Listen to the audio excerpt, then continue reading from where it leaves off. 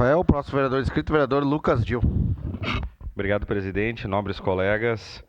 Novamente, um pedido de cassação à vereadora Marisol.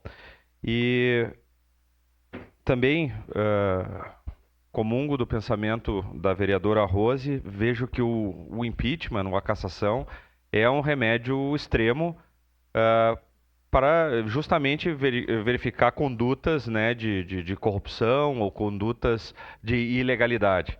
E nós passamos por um processo aqui que foi encaminhado e, basicamente, em que pese a peça muito bem instruída pelos seus autores e com todo o direito, né, o direito de petição, que é a garantia constitucional, contudo, basicamente trata quanto à quebra de decoro.